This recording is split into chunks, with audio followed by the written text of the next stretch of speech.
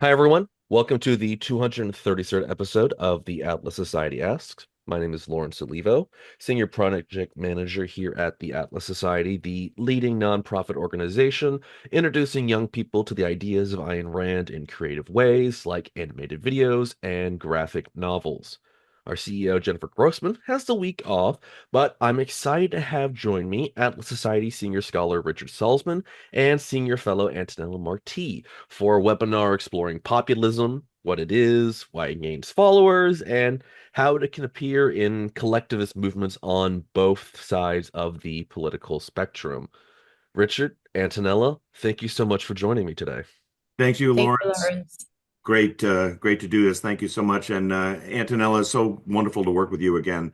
I agreed to start with an opening and then turn to Antonella, who has just written a wonderful booklet called "How to Spot a Populist," which is fabulous. The subtitle, "Understanding the Appeal and Dangers of Demagoguery." So Antonella and I talked and exchanged some notes ahead of time. What we were hoping to do, we have limited time, but first of all, what is it? What is populism? Can we define it a little bit, if we can, about the roots and origins of it, the effects of it? Antonella has written wonderfully on the idea that it seems to be right wing and left wing. So how does it relate to the spectrum? Is populism, like a separate type of ideology like socialism or capitalism, or is it something different entirely? And then we did want to get a little bit, if we could, into actual history of it. When did this first rear its head? Why is it rearing its head again? Is it different in Latin America versus Europe? I have a query of, like, why don't we see it in Asia? But that's a separate question. So, Antonella, I thought I would just start, not so much interviewing you, but since you've written on this recently and so wonderfully, how would you? I know you start right off saying, "What is this?" See if you could briefly tell the audience, what do you think it is? What populism is? Thank you, Richard. It's always great to work with you. And yeah, when it comes to populism, I want to and I like to define it as a political strategy, not as a ideology, but a political strategy, a way to do politics. And I think populism has become a relevant phenomenon in the 21st century politics. I mean, we can see it practically everywhere. Here in Latin America, we can see populism. In the US, we can see populism. In the case of Europe, we can see a lot of populist movements rising everywhere in every single country with this at some point right-wing and nationalist political parties. I think like during this decade, the thing when it comes to ideologies into populism is the right-wing ideology using this modus operandi of populism, of doing politics. And if we think about 10 years ago or 20 years ago, in the case of Latin America, for example, there was this phenomena of populism, but it was more related to a left wing populism. But I think that populism as a phenomena defines the 21st century politics, and I think it challenges the established conceptions of how power is exercised and how societies are even structured. I mean, its impact has been significant, reshaping the political landscape around the world and generating these intense debates about democratic values and institutions. So at the end of the day, it comes to when it comes to populism, we need to understand the importance of democracy and how these populist leaders that we can identify with some characteristics that they share in common, when it comes to democracy, they see it as a threat, but they use democracy to get into power. That's something that most populists do.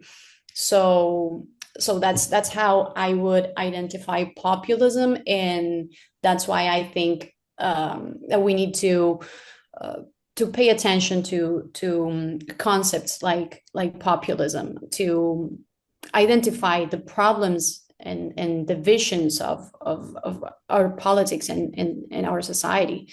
But what do you think? How would you define a populist leader? Well, appeal to the general will, we know that that is in going way back in Rousseau, the idea of the general will, and well, who was supposed to identify and represent this general will or this popular will, versus the Lockean view that we have individual rights and government's sole function is to protect individual rights. So I think it traces at least as far back as that, but possibly earlier. But one of the things I like in your booklet is you say it's not the same as popular. You can have a politician or a candidate who's pro freedom, pro liberal, and popular. And so it's not that the general public is endorsing, is it has that etymology, doesn't it? The idea of popular.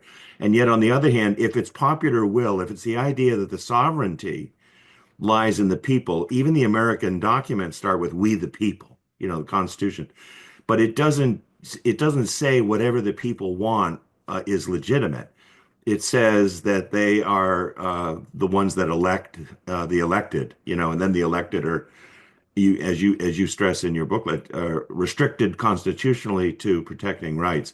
So, but I think of populism as you can appeal in medieval time. Remember, it was Vox Dei, the voice of God, and then for that wonderful brief period in the Enlightenment, it was the voice of reason. We were to appeal not to God, but to reason to justify our actions and justify our governments. And I believe, and I think you stress this as well, with the decline of respect for reason, and with the decline, as you said it, in confidence, say in objectivity, people have to turn to something, and they're not maybe thankfully willing to go back to medievalism, but the one that remains is the voice of the people, and the phrase was vox populi.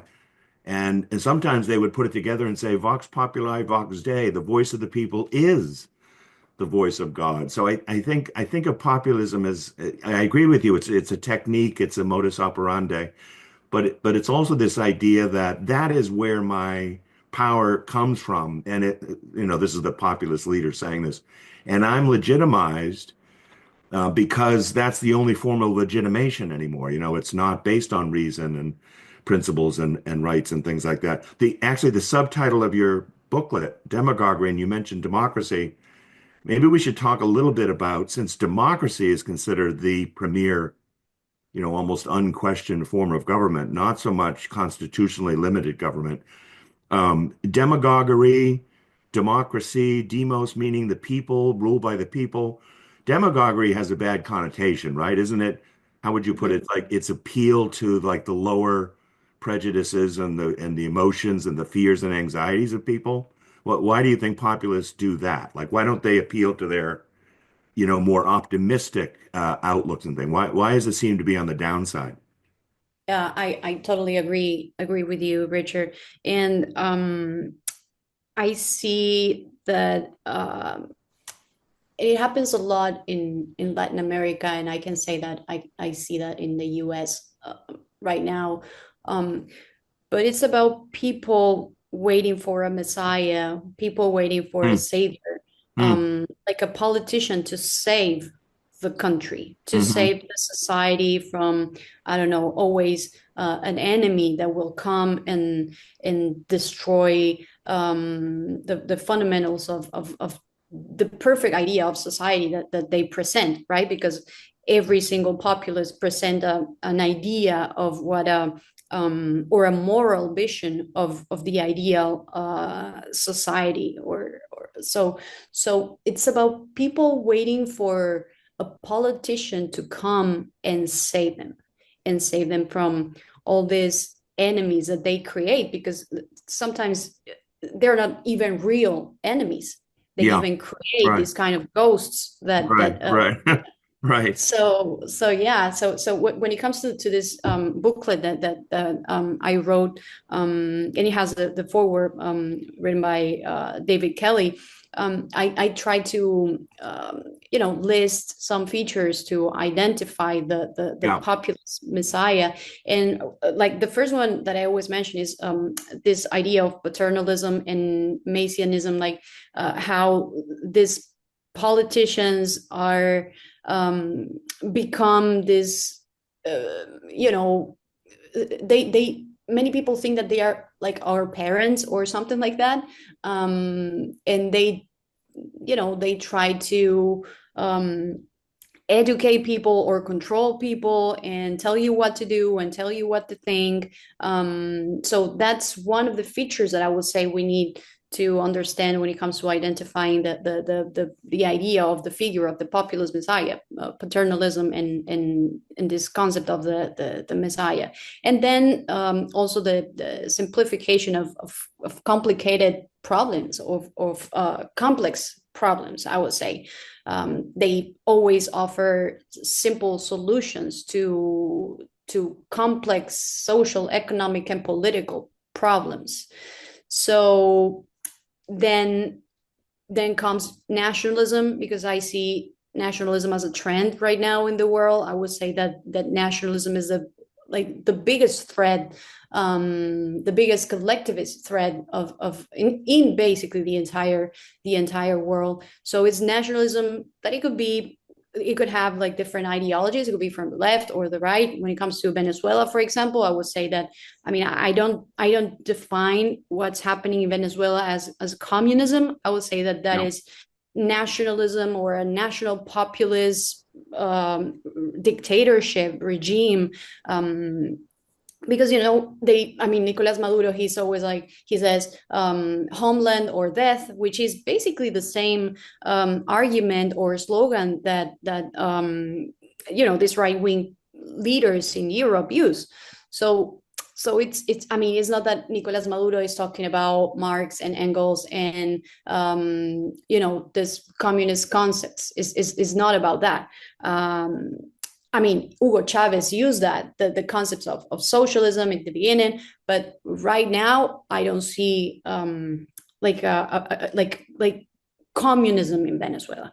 So I think is nationalism. Nationalism is the biggest threat, and they promote this us versus them narrative. Yeah. So Yeah. they keep dividing society into, you know, the pure and the corrupt groups, Yeah. or Yeah. like the true citizens and the undesirable people. So this idea fosters you know, isolation, xenophobia, and it even, you know, creates these enemies that we were talking about earlier. You know, it could be an immigrant, it could be different minorities, and another thing that I see when it comes to populist is like they always become bullies, right? Hmm.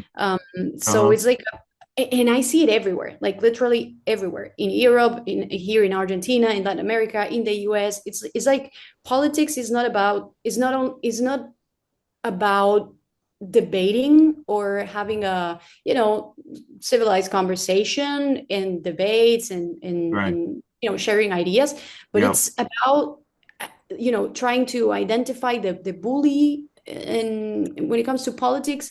So I see politicians fighting because they want to be, you know, practically bullies. And I think that point so fits nicely with the view at which I share. This is a technique, a modus operandi. Notice the bullying or the ostracizing of people, and both sides do it. So it confirms this idea that it's a technique. It's a nasty technique, it's a vicious technique, but it's used by left, right, and I guess we wouldn't say center here, but right, that bullying idea that is and it could include censorship is a technique, isn't it? And deployed by the populists.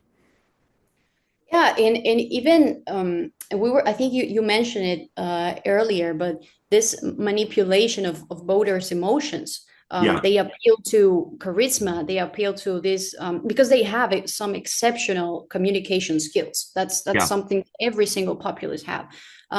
So they use this kind of direct language that resonates with ordinary people's concerns and emotions, and they employ national symbols and emotional gestures and you know, things to reinforce their image as leaders close to the people. So so yeah, they often have a remarkable ability to connect with the masses through passionate and this yeah,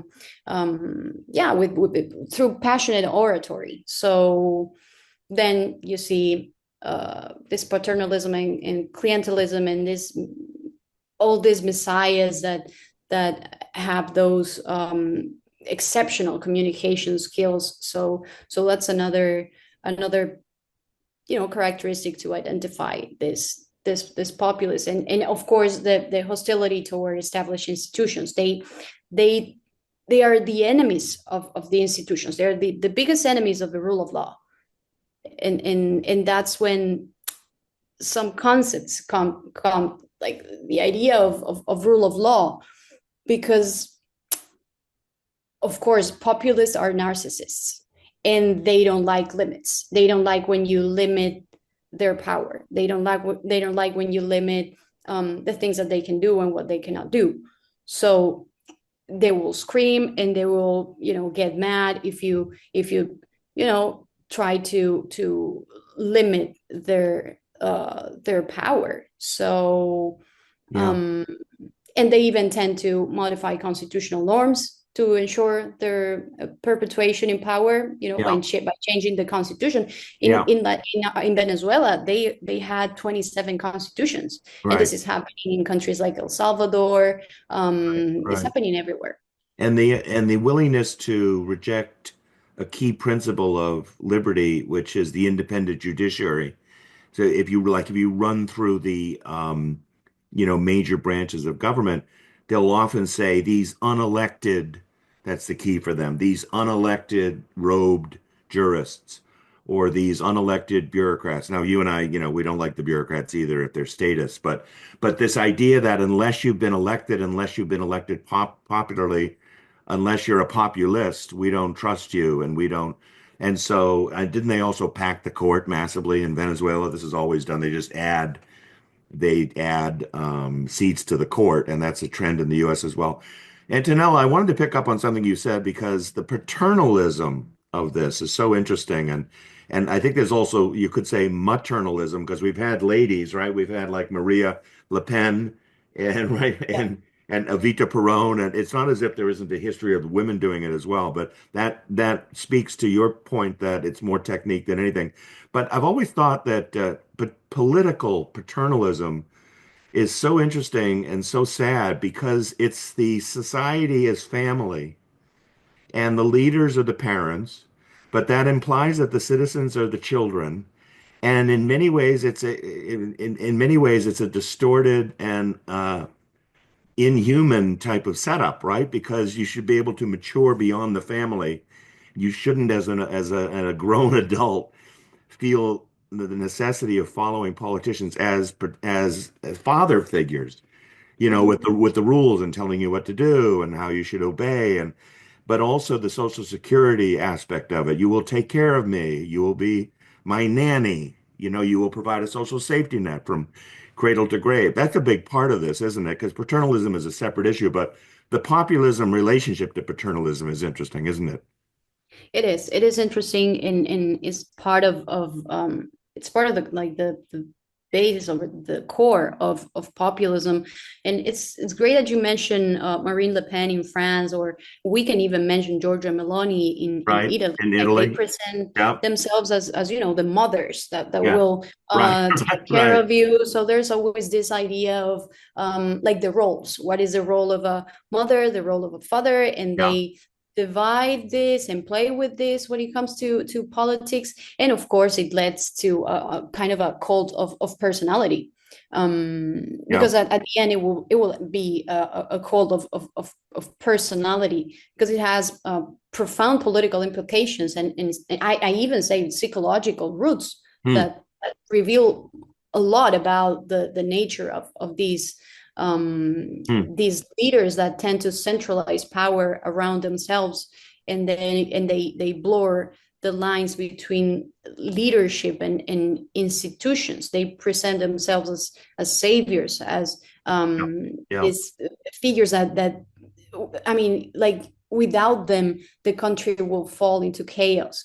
So this approach basically strengthens like their control, as criticism or dissent is perceived as a personal attack on the leader. So then the cult of personality comes. And again, when it comes to rule of law, I think that's very important, because um, they are parents. Like, they don't like, I mean, they are not the ones who um who are limited by others. They put limits on other Yeah. people, and other, I mean, in other people, it's just, citizens, it's us.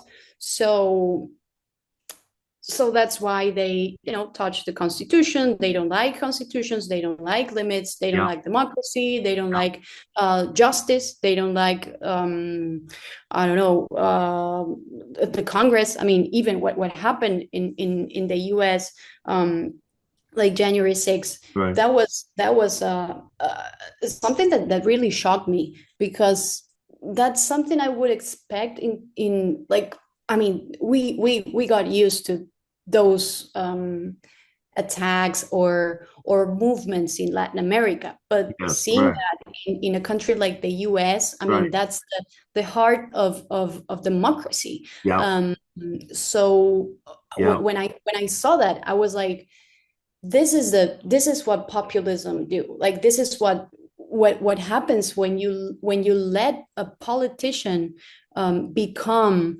the, you know basically the leader of a cult. So they got power. So it's not like, I mean, if they are the leaders of different cults or whatever, and they don't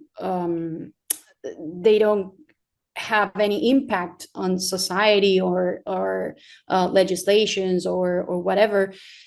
I mean, that's another thing. But they decide for ourselves. They create laws. They propose public policy. So Yeah. yeah.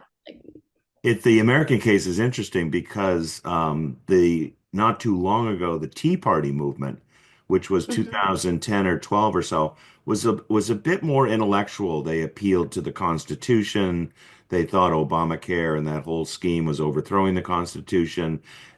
When they gathered, and hundreds of thousands did gather together in various rallies, they were usually polite. There was usually no violence. They even picked up all their trash afterwards. People remarked on how amazing it was, and the fact that they used the Tea Party imagery, which dates back to the founders, I think is also interesting and different from the current right-wing populism, which, as you've said, is more it's anti-intellectual, it's more physicalist. But the right today would say something like, "Well, we get to revolt if we feel our liberties are being threatened." But if you look at the American Revolution, yeah, that was surely a revolt.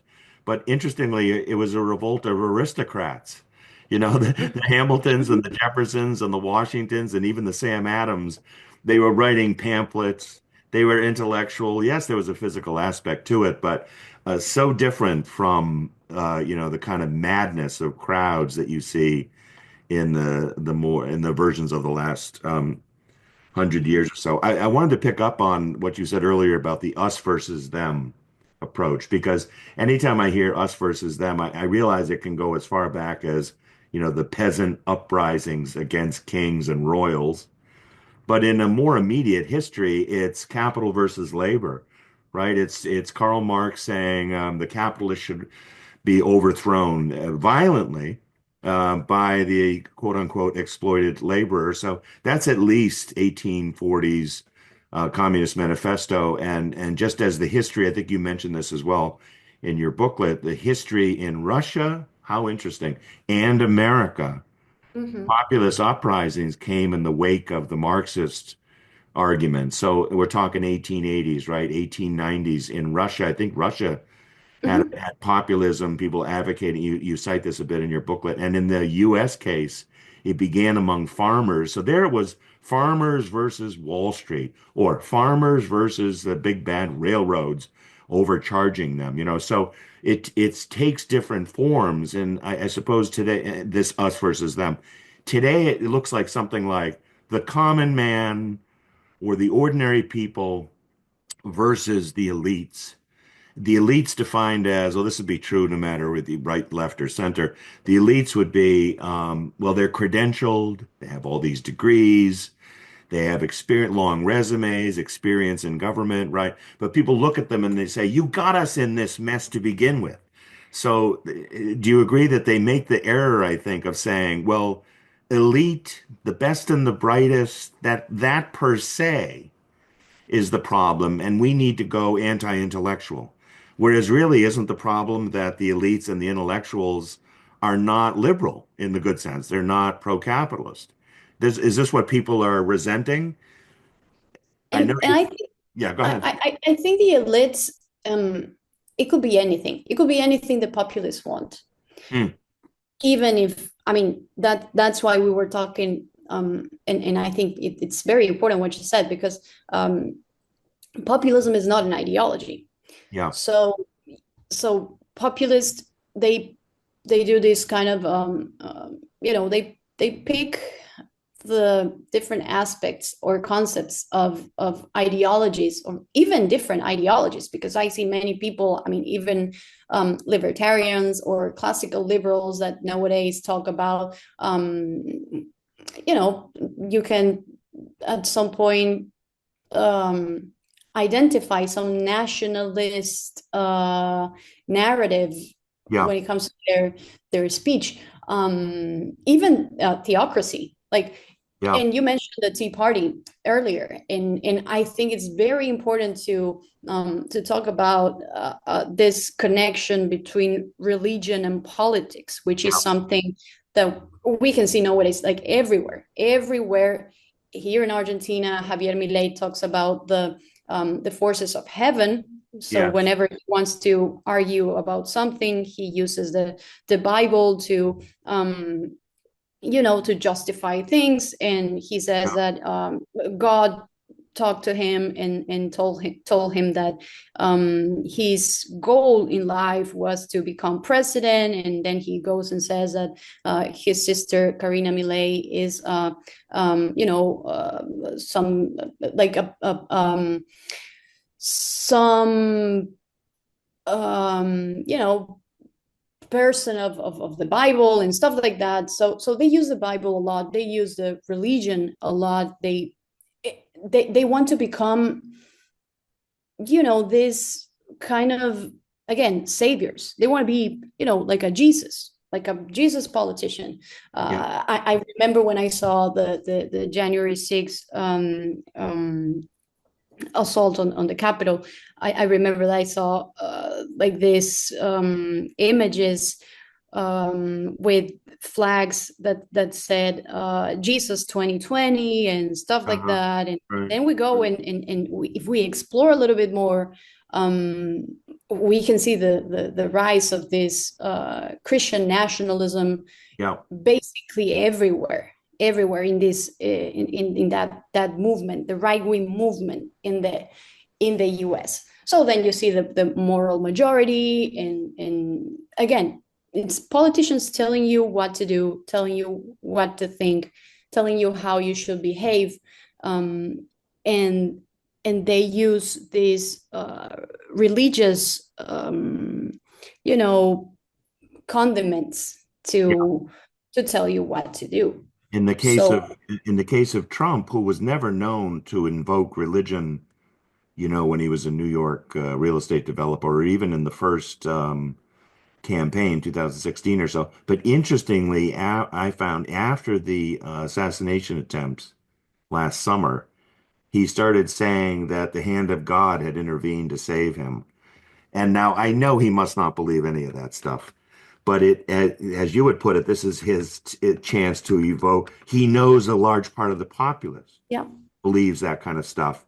So that's demagoguery in a way, right? He's not saying soak the rich and kill the rich and eat the rich, but he is appealing to an emotional aspect, not a rational aspect of, and that he's the chosen one, and it's kind of shameless. Uh, yeah, and you reminded me of that. Now, the other thing is in your booklet, you say, this is interesting, left populism versus right populism.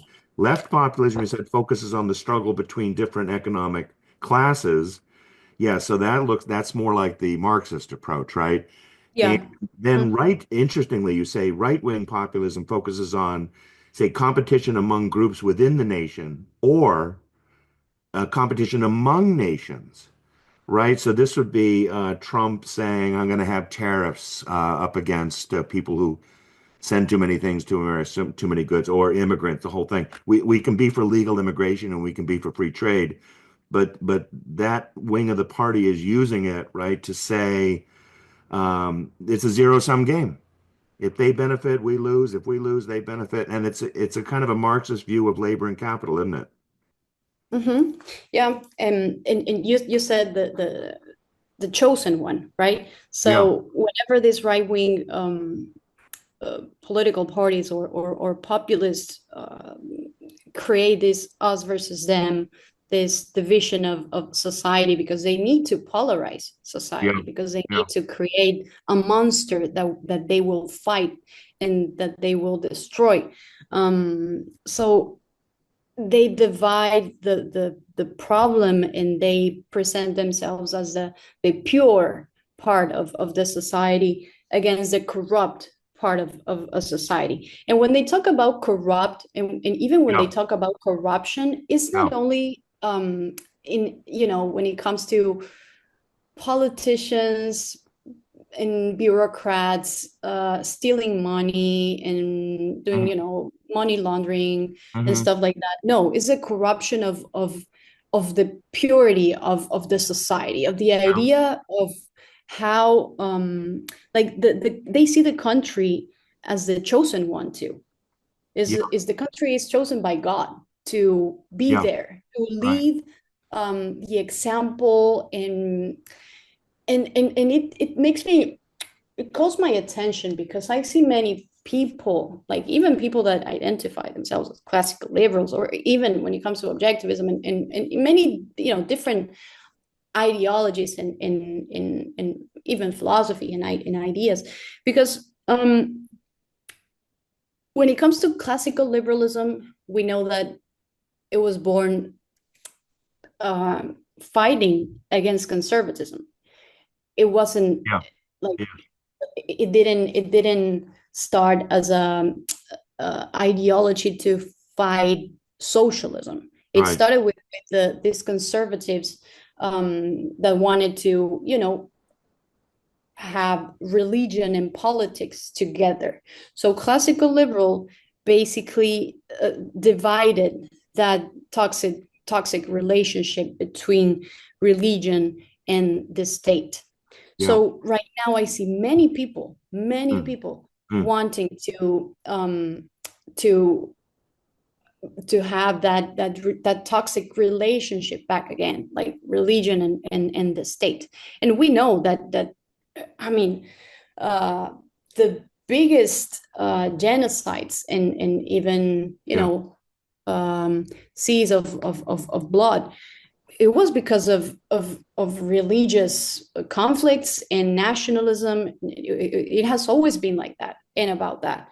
So Yeah. this We still have chosen one, we yeah, still yeah, absolutely, we still have absolutely, religious wars going on in the yeah. Middle East. Yeah. There's a section we don't have much more time, but I wanted to address these sections you have on solutions. But the segue here being this is a great section here where you're saying just as there's no such thing as good versus bad dictatorships, so Yeah. also with populism, it's important to realize there's not good populism and bad populism. So as you say, today there's the rise of right-wing populism. I guess our message is just because you seem to be succeeding electorally, dear right-wingers, this doesn't make you pro-liberalism. It's not making you pro-capitalism. That's not, and it's a technique for gaining office. But for those of us who care about the free society, right, Antonella, that this is not going to help. But you pinpoint, you put your finger on. I'm just quoting here selectively. Where does this come from? A disoriented society, unquote. A quote, a society skeptical of objectivity. Mhm. Another quote, vulnerable to appeals to tribal loyalties. Here's another one, anxiety and discontent. Lots of good stuff you write about. Vulnerable to conspiracy theories, to uncertainty.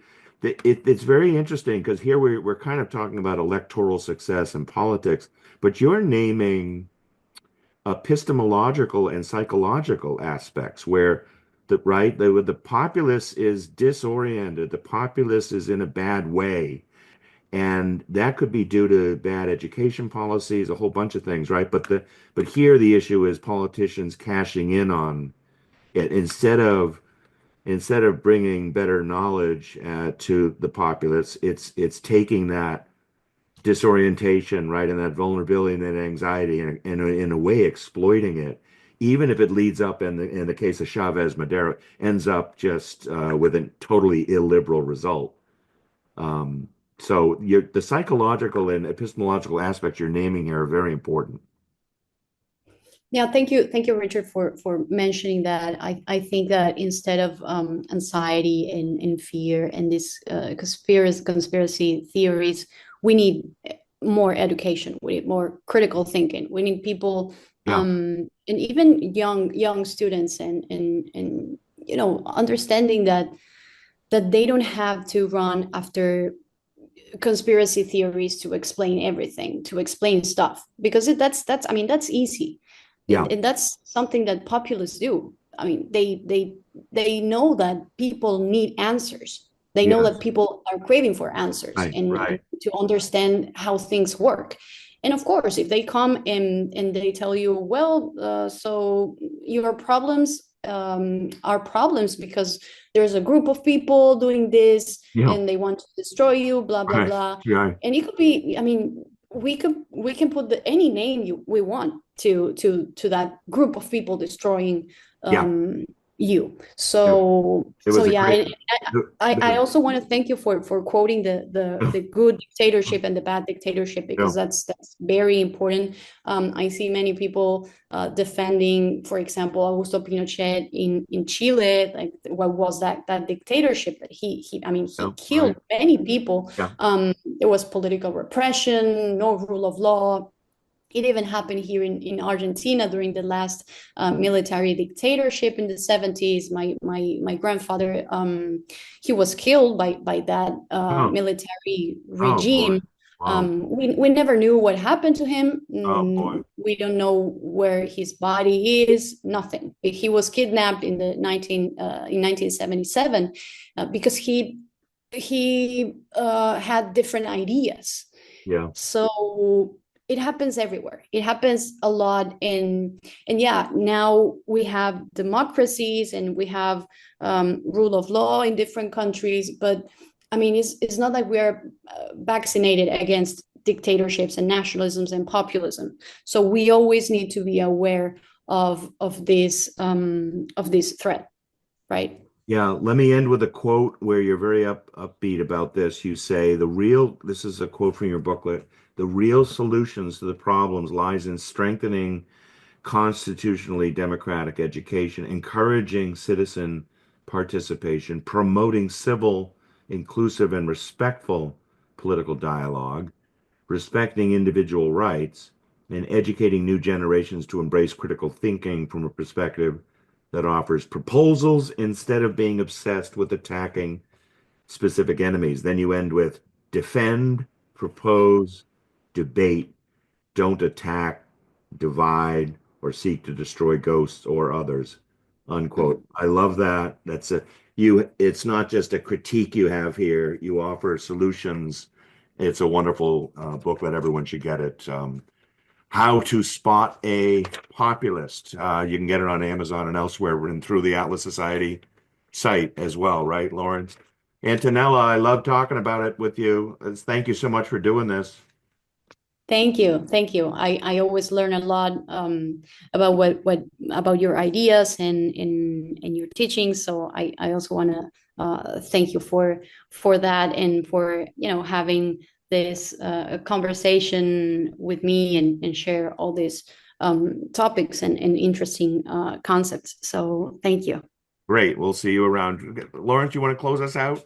Yes, thank you, Antonella. Thank you, Richard. A really great discussion. I want to thank everyone who's listening to this recording. We hope you enjoyed it. And just again, as Richard said, we encourage you to check out, there will be a link in the description section of this video, How to Spot a Populist, Understanding the Appeal and Dangers of Demagoguery, available on Amazon in both Kindle and paperback version, along with the Atlas Society website. If you enjoyed this video, or any of our other materials, please consider a end of the year tax deductible donation at atlassociety.org/donate. And be sure to join us again next week on Thursday, January 2nd, where Atlas Society Senior Fellow Robert Trzynski will be joined by our Student Programs Manager, Abby Perry, for a special 2024 in review. So for everyone watching this, Merry Christmas, Happy Holidays, and we'll see you again in 2025. Richard, Antonella, thank you again. Take care, everyone. Thanks, Lawrence. Thank Thanks, you. Antonella. See you around. Thank Take you. care. Bye bye. Thanks.